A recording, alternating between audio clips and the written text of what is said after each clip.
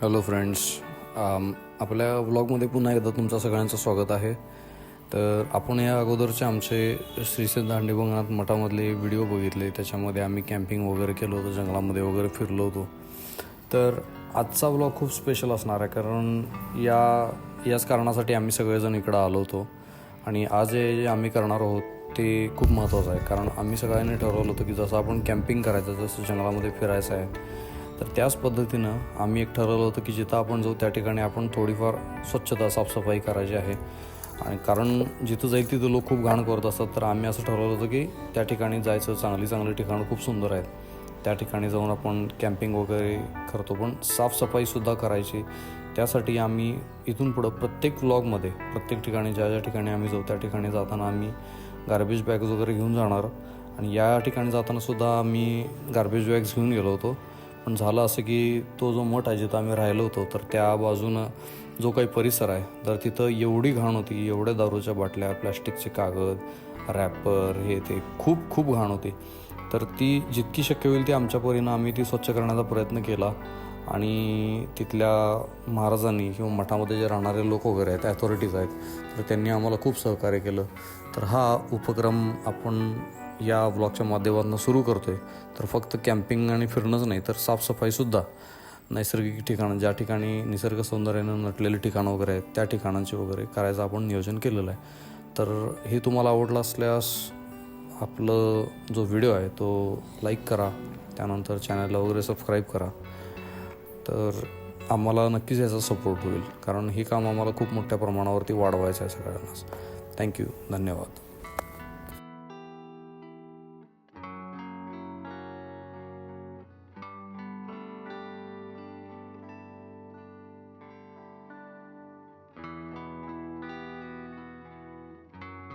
हे आपण बघू शकतोय, दारूची बाटली आहे. आता ह्याच्यात काहीतरी दिसते, मे बी सरडा असेल किंवा साप असेल. आता हे जिवंत आहे का मेलेलं आहे ते पण कळत नाही आहे. सरडा आहे, सरडा. जिवंत आहे का बघायचं.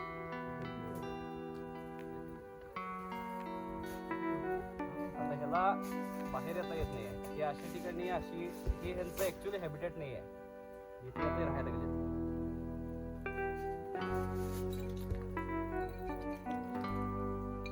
सरडा आहे. आला बाहेर.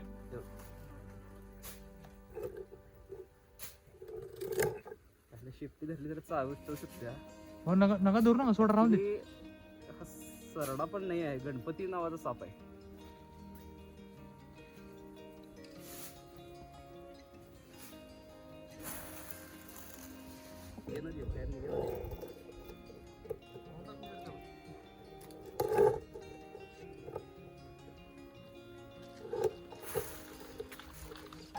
नको, राहून दे, ते अडकून बसले. अडकून बसलाय मे बी तो.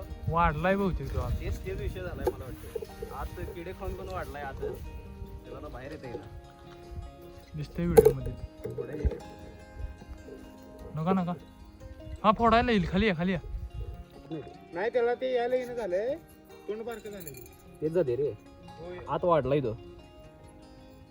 वाढले का सुजले ते? सुजलं नाही, होऊ शकते, सुजलं पण शकते. स्वेलिंग वगैरे हिट न. ॲक्च्युली काय आहे, हे ह्याचं राहायचं हॅबिटेट नाही आहे, पण आपण असं टाकतोय त्यामुळे हे आत जात आहेत. किडेबिडे असतात, किडे खातात, त्यातच राहतात, कारण त्यात पाणी असतं, गार असतं, आणि त्यात वाढतात. आता हा काय होणार, सापडला तर मेला असतात. हे आपण आपल्या वाईल्ड लाईफ बरोबर करायला लागलोय ऍक्च्युली. मला असं वाटतं की त्याचं जरा तोंड फोडायला पाहिजे. तुम्ही उभी धरा वाटतं. आता फोडणार काय? आणि तोंडाला कशानं उडी फोडणार? मारेल एकदम. कशानं फोडणार तू? असं खाली असं ठेव, तसं खाली नाही ठेव. फोडत. दगड आलं होतं. तसं नाही. पळून गेलं बघा. हो, देऊ खाली. गेलं. एकाच फुटायची. या बाटलीमध्ये होता. या बाटलीमध्ये होता, ह्याचं तोंड एवढं लहान होतं की त्याला बाहेर बाहेर येत येतं.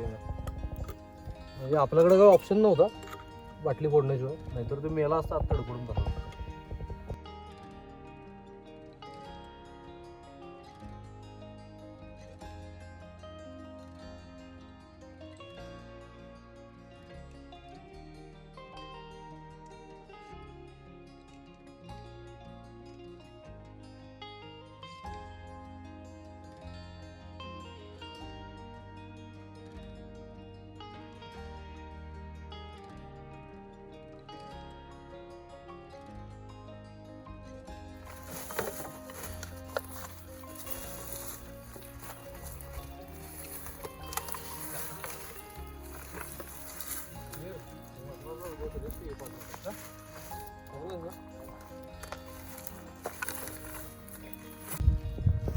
आत्ता सध्या तरी आपण फक्त मठाचा पुढचा थोडासा भाग स्वच्छ केला आहे, तर 4 गार्बेज बॅग भरल्यात.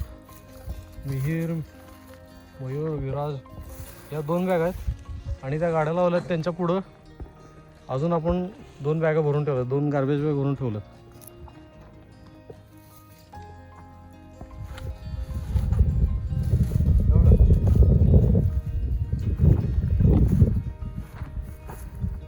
हे धार्मिक स्थळ येऊन लोक काय करतात हे बघा.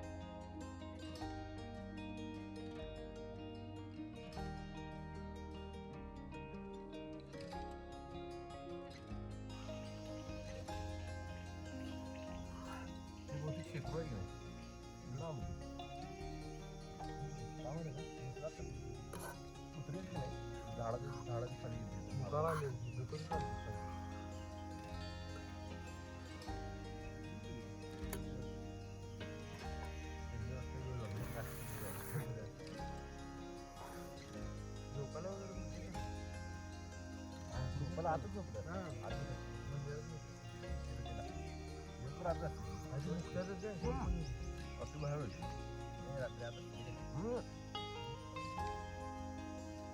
आपले चालेल ना तेव्हा दार बनवायचे